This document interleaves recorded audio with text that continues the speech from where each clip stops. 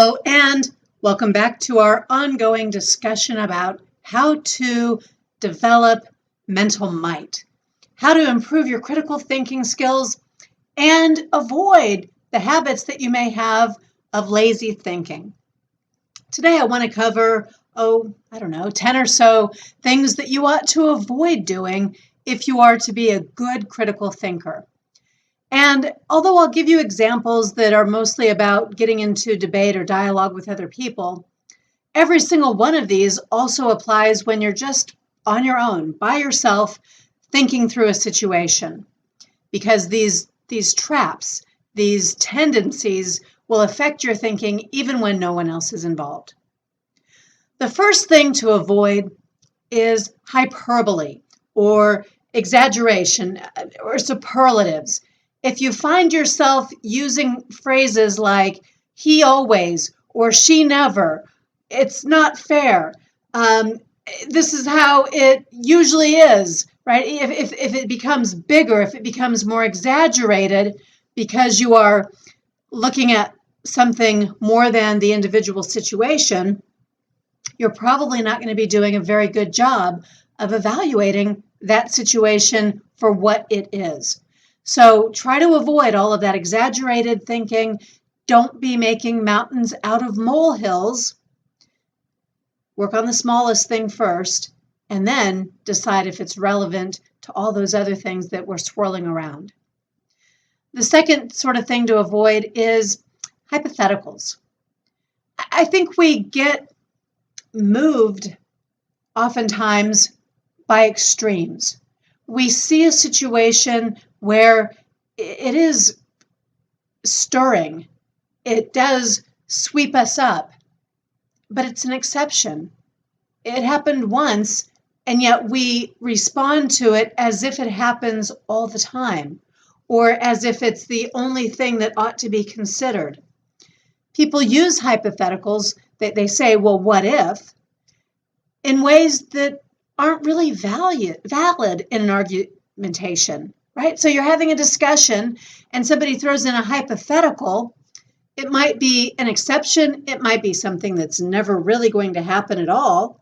And yet it can unduly influence us. It can sweep us up when we think about that hypothetical instead of staying based in reality.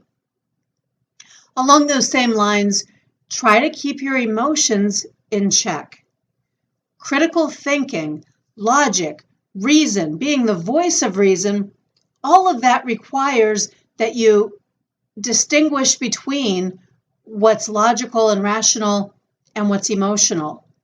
Not to diminish or dismiss those emotions, but to compartmentalize them enough so that you can also bring critical thinking into the mix. People do prey on our emotions. Unfortunately, we are subject to manipulation when we allow our emotions to override our reason. So be very careful. Don't let a hypothetical or a play to emotion cause you not to put good critical thinking into your evaluation. Also beware of red herrings. A red herring is a distraction.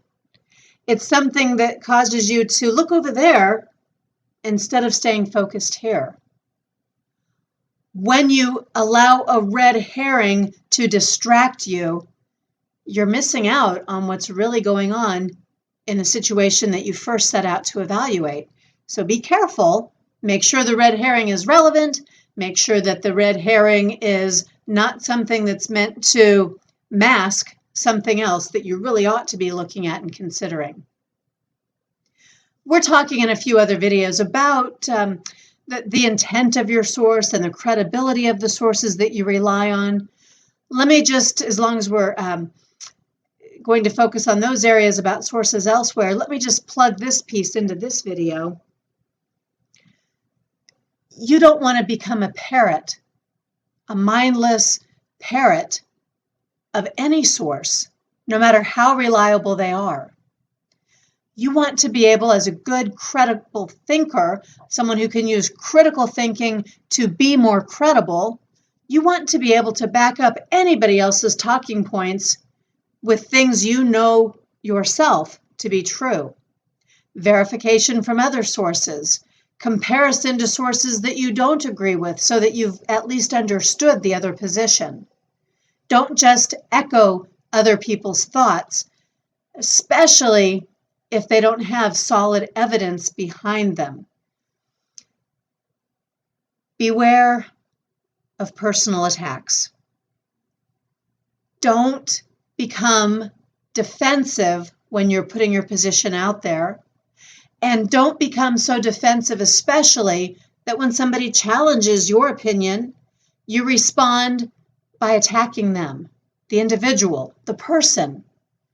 If you're looking to assassinate their character or to cut them off because you can't stand being attacked, you can't defend your position, so you instead resort to cutting off the discussion altogether, well, that's actually pretty lazy mentally. You might win that battle, but you have lost the war. So try to avoid any sort of personal attack. Also, try not to ever compromise your values in defense of a position. I mean, think about this. What's more important, winning your position or protecting your values, your core values? For example, your core value to dignify other people and to raise other people up. Well, if that's your core value, you're not representing it very well if you attack somebody personally because their position is different from yours. So know what your values are first and make a commitment to those values so you don't ever inadvertently deviate from them in defense of a position. Two more things. We're looking to avoid all-out war here. So we're not going to make personal attacks. We're also going to avoid conjecture. Conjecture meaning putting something out there, a thought or an opinion out there without anything to back it up. You might do that because you are echoing somebody else's opinions. You might do that because it's convenient in the moment and you don't have yet the proof or the evidence. So you put yourself on thin ice when you do that. Or you might do it because you are allowing yourself getting swept up in the emotion of the moment. You might be allowing yourself to fall back on exaggeration or claims that aren't substantiated. Just be very careful because your credibility is at stake here. And then finally, avoid piling on. Talk about one issue at a time. Resolve one difference. Solve one problem. Make one decision. It becomes way too messy when you pile on lots of other issues, lots of things that haven't been sorted out, all the things that have made it messy. Each probably individually needs to be evaluated. Is it worth your time and effort? Is it valid? Do you have adequate backup for it? Can it stand alone? These are some disciplines. What I'm describing to you, these are disciplines that will help you avoid haphazard, sloppy, or lazy thinking because you'll be getting more discipline around your thought processes, becoming a better critical thinker who has more confidence in your own positions and more credibility as you express them.